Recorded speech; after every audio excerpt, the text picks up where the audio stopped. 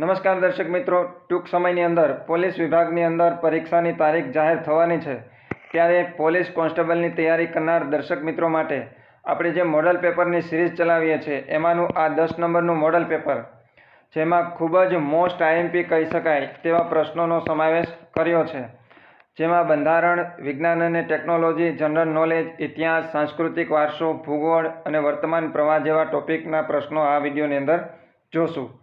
તો તમામ પ્રશ્નો છે એ જોઈ લેજો.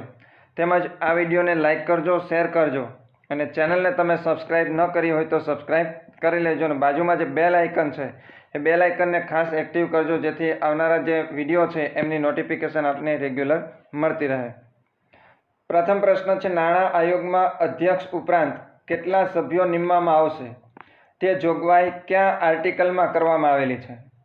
નાણાં આયોગની વાત કરીએ તો સૌ પ્રથમ નાણાં આયોગની રચના થઈ હતી 22 નવેમ્બર 1951ની અંદર.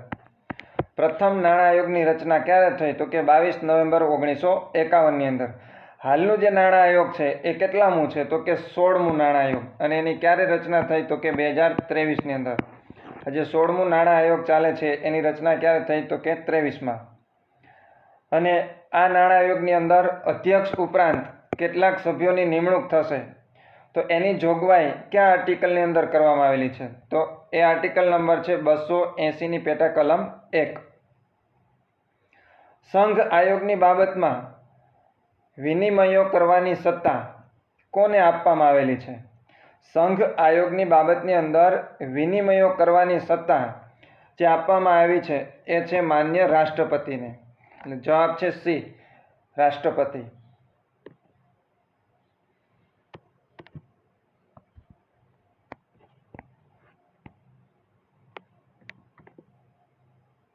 ત્યારબાદનો ત્રીજો પ્રશ્ન છે, વિશ્વ ઓઝોન દિવસ ક્યારે મનાવવામાં આવે છે?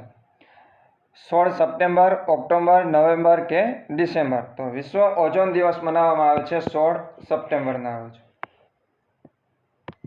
16 સપ્ટેમ્બરના રોજ વિશ્વ ઓઝોન દિવસ. ચોથો પ્રશ્ન છે, માનવ શરીર માટે ઉત્તમ જૈવ રાસાયણિક દ્રાવક કયું છે? માનવ શરીર માટે સૌથી ઉત્તમ જૈવ રાસાયણિક દ્રાવક. ઓપ્શન છે દૂધ, પાણી, આલ્કોહોલ કે ઠંડા પીણા. સી અને ડી, આલ્કોહોલ અને ઠંડા પીણા, એ આપણને ખબર છે નુકસાનકારક છે, એ શરીર માટે સારું કહેવાય નહીં. તો વધ્યું દૂધ અને પાણી. તો એમાં પણ સૌથી ઉત્તમ જૈવ રાસાયણિક દ્રાવક તો એ આવશે પાણી. જવાબ છે બી. લસણમાં આવતી ગંધ માટેનું કારણ ખાલી જગ્યા છે. લસણમાં જે ગંધ આવે છે એના માટેનું કારણ શું છે? તો એ છે સલ્ફર.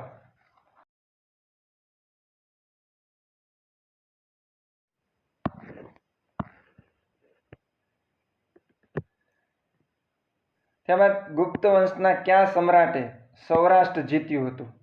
ગુપ્ત વંશના કયા સમ્રાટે સૌરાષ્ટ્રને જીત્યું હતું? તો એ છે ચંદ્રગુપ્ત બીજો. જવાબ છે સી, ચંદ્રગુપ્ત બીજો.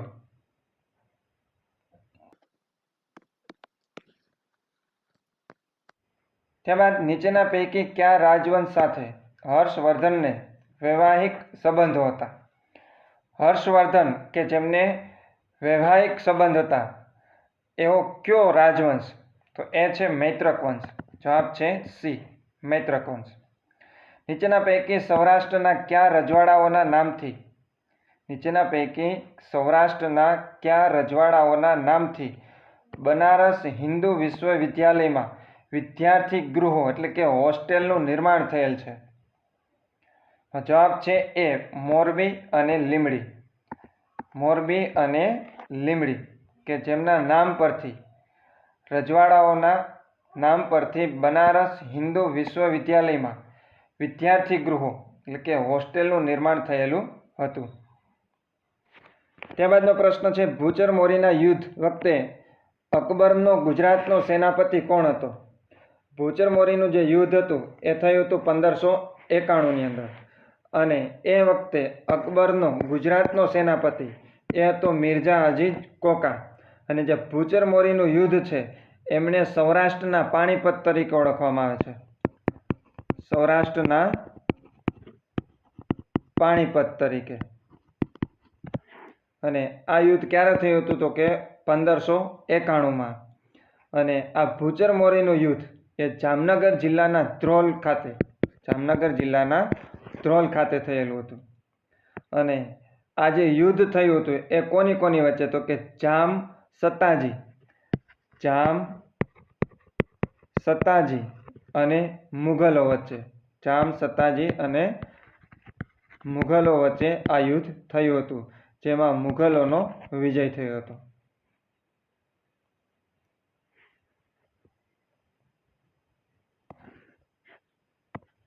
અમદાવાદના કાંકરિયા તળાવનું મૂળ નામ શું હતું? અમદાવાદના કાંકરિયા તળાવનું મૂળ નામ. સૌપ્રથમ તો આ જે કાંકરિયા તળાવ છે એનું નિર્માણ કોણે કર્યું હતું? તો એનું નિર્માણ કરનાર છે કુતુબુદ્દીન અહમદ શાહ.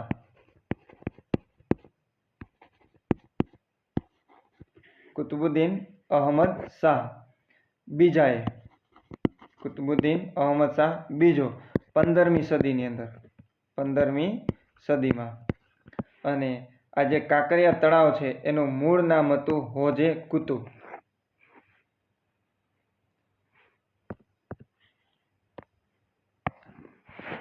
ત્યારબાદ ભારતમાં શુદ્ધિ આંદોલનની શરૂઆત કોણે કરી હતી? દર્શક મિત્રો, ખાસ શુદ્ધિ આંદોલન છે એ શું હતું તો કે હિન્દુ ધર્મમાંથી અન્ય ધર્મની અંદર ગયેલા જે લોકો હતા એમને ફરી પાછા હિન્દુ ધર્મમાં લાવવા માટે શુદ્ધિ આંદોલન છે એ શરૂ કરવામાં આવ્યું હતું. અને શુદ્ધિ આંદોલન છે એ કોણે શરૂ કર્યું હતું તો કે દયાનંદ સરસ્વતીએ. સ્વામી દયાનંદ સરસ્વતી. કેન્દ્રની વહીવટી સત્તાઓ રાષ્ટ્રપતિને બંધારણના કયા નિયમ હેઠળ આપવામાં આવેલી છે? એટલે કે કયા આર્ટિકલ હેઠળ આપવામાં આવેલી છે કેન્દ્રની વહીવટી સત્તાઓ? કોને તો કે રાષ્ટ્રપતિને. તો રાષ્ટ્રપતિને જે કેન્દ્રની વહીવટી સત્તાઓ છે એ આપવામાં આવેલી છે આર્ટિકલ નંબર 53 મુજબ.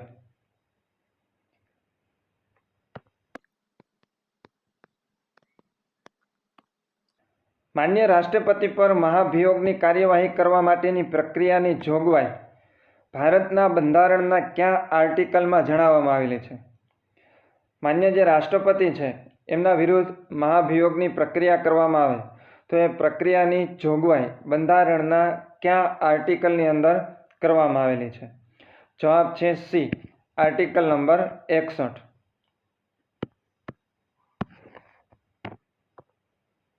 હાઈકોર્ટના અધિકારીઓ અને કર્મચારીઓની નિમણૂક કોણ કરે છે? ખાસ પ્રશ્ન સમજો. હાઈકોર્ટના અધિકારીઓ અને કર્મચારીઓની નિમણૂક કોણ કરે છે? તો કે માન્ય મુખ્ય ન્યાયાધીશ શ્રી. હાઈકોર્ટના માન્ય મુખ્ય ન્યાયાધીશ.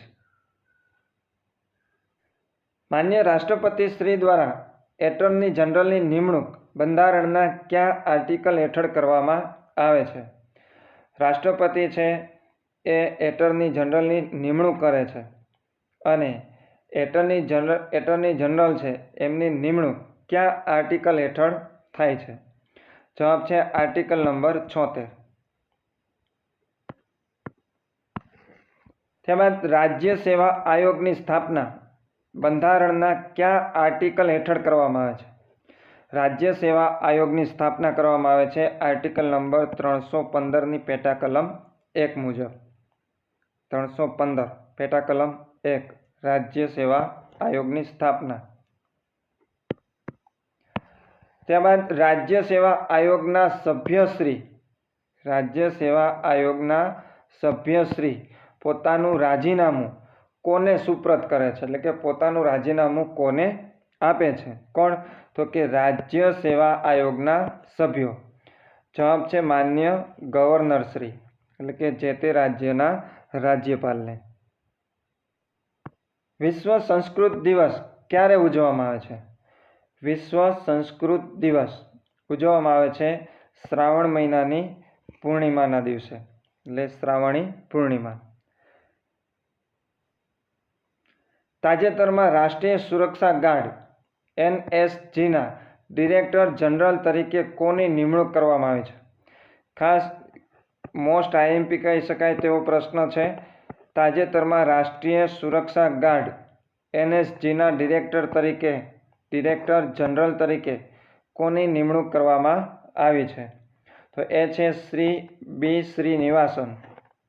બી શ્રીનિવાસન.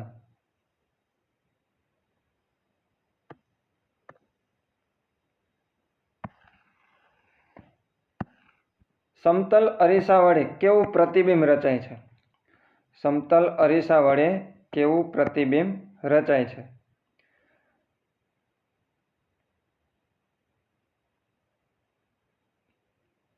ઓપ્શન આપેલા છે આભાસી અને સીધું, ફક્ત આભાસી અને ચતું, વાસ્તવિક પ્રતિબિંબ અને આભાસી, ચતું અને વસ્તુના કદ જેવડું.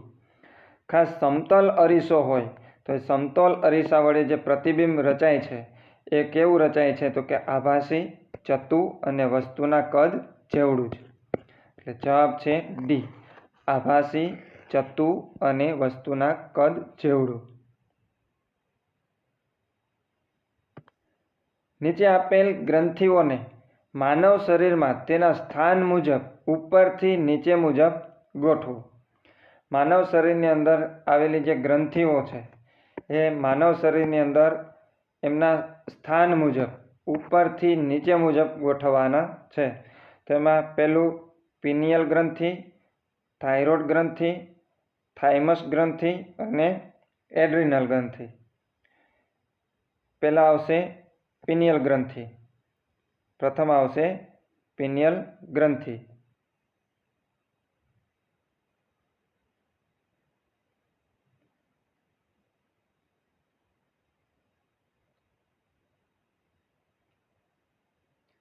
ત્યારબાદ આવશે થાઇરોઇડ ગ્રંથિ, ત્યારબાદ થાઇમસ ગ્રંથિ અને સૌથી નીચે આવશે એડ્રિનલ ગ્રંથિ.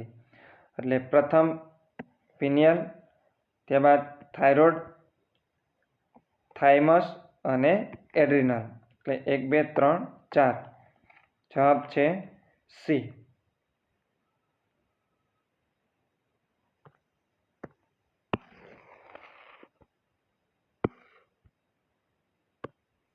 ત્યારબાદ યોગ્ય જોડકા જોડો. પ્રથમ આપ્યું છે દૂધ, તો દૂધની સામે આવશે લેક્ટિક એસિડ. દૂધની સામે શું આવશે? Lactic acid. ત્યારબાદ ઘઉં, ઘઉંની સામે આવશે ગ્લુમેટિક એસિડ. ઘઉંની સામે આવશે ગ્લુમેટિક એસિડ. ત્યારબાદ ખાટા ફળો, એની સામે આવશે સાઇટ્રિક એસિડ. અને છેલ્લું આપેલું છે આમળા, આમળાની સામે આવશે એસ્કોર્બિક એસિડ. દૂધ, લેક્ટિક એસિડ, ઘઉં, ગ્લુમેટિક એસિડ, ખાટા ફળો, સાઇટ્રિક અને આમળાની સામે આવશે એસ્કોર્બિક. સાચો જવાબ છે એ.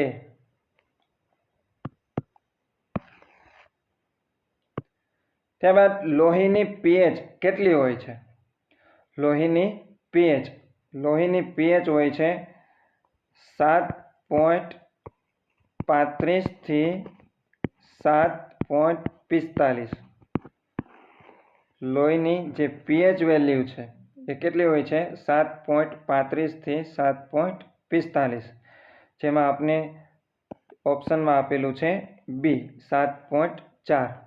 સાચો જવાબ છે બી 7.4.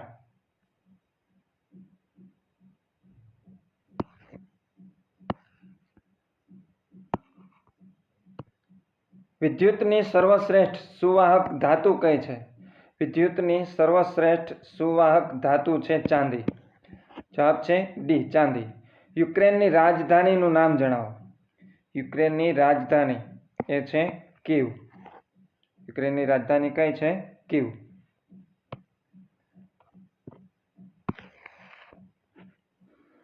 ત્યારબાદ યુક્રેનના વર્તમાન રાષ્ટ્રપતિનું નામ જણાવો.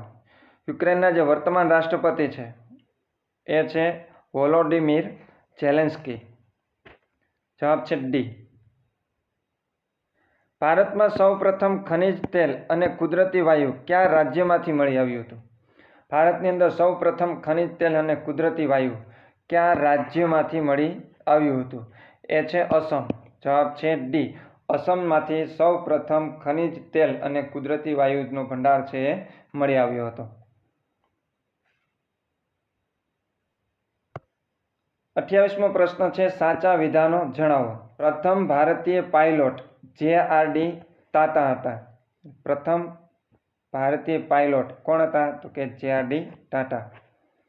પહેલું વિધાન છે એ સાચું છે. પહેલું વિધાન સાચું છે. ત્યારબાદ ભારત રત્ન મેળવનાર વિદેશી નાગરિક ખાન અબ્દુલ ગફાર ખાન હતા. ભારત રત્ન મેળવનાર વિદેશી નાગરિક જે ક્યાંના હતા? પાકિસ્તાનના ખાન અબ્દુલ ગફાર ખાન. તો એ બીજું વિધાન પણ સાચું છે. બંને વિધાન સાચા છે એટલે જવાબ આવશે સી. પ્રથમ ભારતીય પાયલોટ JRD ટાટા. ભારત રત્ન મેળવનાર પ્રથમ વિદેશી નાગરિક ખાન અબ્દુલ ગફાર ખાન.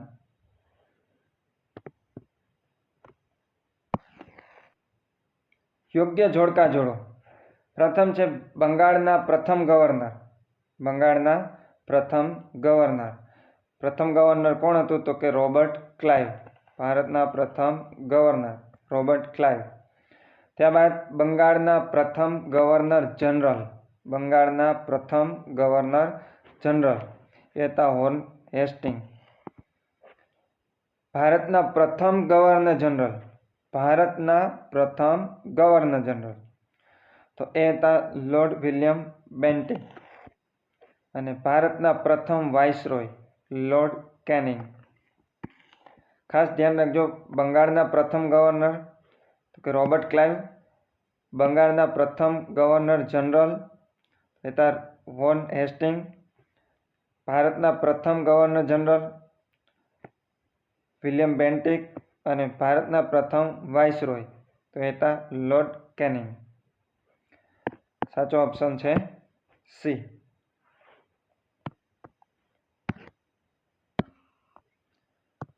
ભારતનો ક્ષેત્રફળની દ્રષ્ટિએ સૌથી મોટો જિલ્લો કયો છે? ભારતનો ક્ષેત્રફળની દ્રષ્ટિએ સૌથી મોટો જિલ્લો છે કચ્છ જિલ્લો. કયું રાજ્ય 3 બાજુથી બાંગ્લાદેશ સાથે સરહદ ધરાવે છે? કયું એવું રાજ્ય છે કે જે બાંગ્લાદેશ સાથે 3 બાજુથી સરહદ ધરાવે છે? તો એ છે ત્રિપુરા. જવાબ છે સી ત્રિપુરા, કે જે બાંગ્લાદેશની સરહદ 3 બાજુથી ધરાવે છે.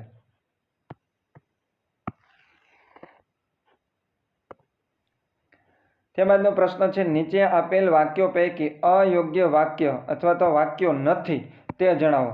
ખાસ પ્રશ્ન સમજો કે અયોગ્ય વાક્ય નથી એ આપણે જણાવવાનું છે કે કયું વાક્ય છે એ અયોગ્ય નથી. તો એમાં પહેલું છે, વિસ્તારમાં ભારતનું સૌથી મોટું રાજ્ય રાજસ્થાન છે. તો એ વાક્ય છે એ સાચું છે. વિસ્તારમાં ભારતનું સૌથી મોટું રાજ્ય કયું છે? રાજસ્થાન. એ યોગ્ય છે એટલે કે અયોગ્ય નથી. એટલે પહેલું વિધાન છે એ અયોગ્ય નથી, એ સાચું છે. પછી સૌથી ઓછી વસ્તી ધરાવતું રાજ્ય સિક્કિમ નથી. જો ખાસ સમજો, સૌથી ઓછી વસ્તી ધરાવતું રાજ્ય સિક્કિમ નથી, પણ સૌથી ઓછી વસ્તી ધરાવતું રાજ્ય છે એ સિક્કિમ છે. એટલે આ વાક્ય કેવું છે? અયોગ્ય છે. એટલે સાચું કયું છે? પહેલું. જવાબ છે એ, માત્ર 1.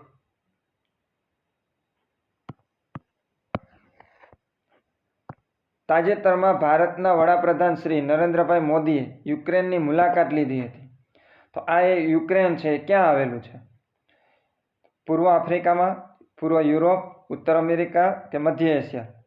યુક્રેન આવેલું છે પૂર્વ યુરોપની અંદર. પૂર્વ યુરોપની અંદર. યુક્રેન નીચેના પૈકી કયા સંગઠનનું સભ્ય બનવા માંગતું હતું કે જેના કારણે 2022માં યુક્રેન અને રશિયા વચ્ચે યુદ્ધ છેડાયું હતું?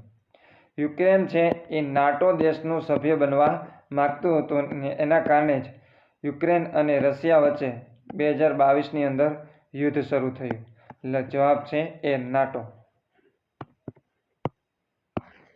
તાજેતરમાં ભારતે કયા દિવસના રોજ પ્રથમ રાષ્ટ્રીય અવકાશ દિવસની ઉજવણી કરી હતી?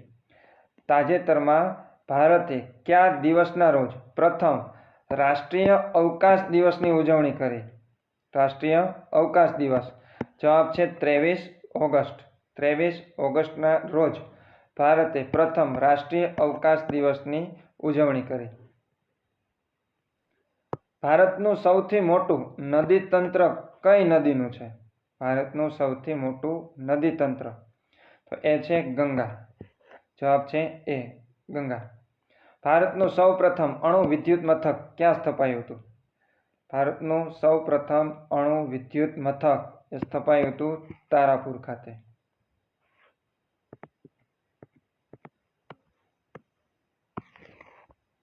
કોઈ પણ વ્યક્તિનો ફોન ટેપ કરવો એ બંધારણના મૂળભૂત અધિકારોના કયા મૂળભૂત અધિકારનું ઉલ્લંઘન છે? કોઈ પણ વ્યક્તિનો ફોન ટેપ કરવો એ બંધારણના મૂળભૂત અધિકારોના કયા મૂળભૂત અધિકારોનું ઉલ્લંઘન છે? તો એ છે સ્વતંત્રતાનો અધિકાર. કોઈ પણ વ્યક્તિનો જો ફોન ટેપ કરવામાં આવે તો સ્વતંત્રતાનો અધિકાર છે એ છીનવો કહેવાય. પુષ્ટિ માર્ગ સંપ્રદાયના આદ્ય સ્થાપક વલ્ભાચાર્યજીએ ગુજરાતમાં કૃષ્ણ ભક્તિની સાથે સંગીત મહિમા વધાર્યો. તો આ સંદર્ભે નીચેના પૈકી કયા વિધાનો સાચા છે? પુષ્ટિ માર્ગ સંપ્રદાયના આદ્ય સ્થાપક વલ્ભાચાર્યજીએ ગુજરાતની અંદર કૃષ્ણ ભક્તિની સાથે સાથે સંગીત મહિમા પણ વધાર્યો. તો એ બાબતે આપણે જુદા જુદા વિધાનો આપેલા છે. તો એમાંનું કયું વિધાન છે એ સાચું છે એ આપણે જણાવવાનું છે. તો એમાં પ્રથમ આપેલું છે સંગીત દ્વારા સંપ્રદાયના ઘણા તત્વો લોકો સુધી પહોંચી શક્યા. સંગીત દ્વારા સંપ્રદાયના ઘણા તત્વો છે એ લોકો સુધી પહોંચી શક્યા. એટલે પહેલું વિધાન છે એ સાચું છે. ત્યારબાદ બીજું છે વૈષ્ણવ મંદિરોનું સંગીત. વૈષ્ણવ મંદિરોનું સંગીત હવેલી સંગીતના વિશિષ્ટ નામે ઓળખાવા લાગ્યું. તો એ વિધાન પણ સાચું છે. ત્રીજું છે તેઓ સંગીત નહીં તો સંપ્રદાય નહીં એ મતના પુરસ્કર્તા હતા. તો એ વિધાન છે એ ખોટું છે. એટલે પહેલું અને બીજું. જવાબ આવશે ફક્ત 1 અને 2. 40મો પ્રશ્ન છે સંગીતના વાદ્ય અને સંગીતના જોડકામાંથી કયું જોડકું યોગ્ય નથી? પ્રથમ છે વાંસળી. તો એની સામે આવશે પંડિત હરિપ્રસાદ. એ જોડકું છે એ સાચું છે. વાંસળી એની સામે આવશે પંડિત હરિપ્રસાદ. ત્યારબાદ શહેનાઈ બિસ્મિલ્લા ખાન. તો એ પણ સાચું છે. સિતાર પંડિત રવિશંકર. એ પણ સાચું છે. જે ચોથું આપેલું છે સારંગી અલી અહમદ હુસૈન. તો એ જોડકું છે એ ખોટું છે. વાંસળી પંડિત હરિપ્રસાદ, શહેનાઈ બિસ્મિલ્લા ખાન અને સિતાર પંડિત રવિશંકર. ત્યારબાદ આપેલું છે ધી લખુ કેવ એટલે કે લખુ નામની ગુફા કે જ્યાં પથ્થર ઉપર ચિત્રો દોરવામાં આવેલ છે તે હાલ ક્યાં આવેલ છે? જે લખુ કેવ એટલે કે લખુ ગુફા છે જ્યાં પથ્થર ઉપર ચિત્રો દોરવામાં આવ્યા છે તો એ ક્યાં આવેલું છે? તો એ આવેલું છે અલમોડા જિલ્લાની અંદર. ક્યાં આવેલું છે? અલમોડા જિલ્લાની અંદર, જે ઉત્તરાખંડની અંદર આવેલું છે. ઉત્તરાખંડની અંદર. અને ગુફા કયા જિલ્લાની અંદર આવેલી છે? અલમોડા જિલ્લાની અંદર. નીચેના પૈકી કયા ગાયકને ભારત રત્ન એવોર્ડ આપવામાં આવેલ છે? કયા ગાયકને ભારત રત્ન એવોર્ડ? જવાબ છે લતા મંગેશકરને. લતા મંગેશકરને ભારત રત્ન એવોર્ડ ક્યારે આપવામાં આવ્યો હતો? તો કે 2001ની અંદર. એને પદ્મભૂષણ અને પદ્મવિભૂષણ અને પદ્મવિભૂષણ પણ આપવામાં આવેલ છે. પદ્મભૂષણ ક્યારે આપેલું? તો કે 1969ની અંદર. 1969ની અંદર પદ્મભૂષણ મળેલું. પદ્મવિભૂષણ 1999ની અંદર મળેલું. અને ભારત રત્ન મળેલો 2001ની અંદર. સિતાર વાદન માટે નીચેનામાંથી કયા મહાનુભાવને ભારત રત્ન પુરસ્કારથી સન્માનિત કરવામાં આવ્યા હતા? સિતાર વાદન માટે કયા મહાનુભાવને ભારત રત્ન પુરસ્કાર એનાયત થયેલો છે? એ છે પંડિત રવિશંકર. પંડિત રવિશંકરને ભારત રત્નથી પુરસ્કૃત કરવામાં આવ્યા હતા. ત્યારબાદ ડાંગી આદિવાસીનું પ્રિય વાદ્ય કયું છે? ડાંગી આદિવાસીઓનું પ્રિય વાદ્ય એ છે પાવરી. જવાબ છે ડી, પાવરી. ગોળ ગધેડાનો મેળો ક્યાં ભરાય છે? ગોળ ગધેડાનો મેળો એ ભરાય છે જેસવાડા, દાહોદની અંદર. દાહોદ જિલ્લાનું જેસવાડા ખાતે. ગોળ ગધેડાનો મેળો ક્યારે ભરાય છે? તો કે ફાગણ મહિનાની અંદર. ક્યારે? ફાગણ મહિનાની અંદર. તુરી સમાજની બહેનો દ્વારા કયું નૃત્ય કરવામાં આવે છે? તુરી સમાજની બહેનો દ્વારા જે નૃત્ય કરવામાં આવે છે એ નૃત્યનું નામ છે મરચી નૃત્ય. વરદાયની માતા છડી ઉત્સવ કયા જિલ્લામાં ઉજવવામાં આવે છે? વરદાયની માતા છડી ઉત્સવ એ ઉજવવામાં આવે છે ગાંધીનગર જિલ્લાની અંદર. જવાબ છે સી, ગાંધીનગર જિલ્લો. વેળાવદરનું અભયારણ્ય શાના માટે જાણીતું છે? વેળાવદરનું જે અભયારણ્ય છે એ જાણીતું છે કાળિયાર માટેનું. જવાબ છે ડી, કાળિયાર. બાલારામ ગુજરાતના કયા જિલ્લામાં આવેલું છે?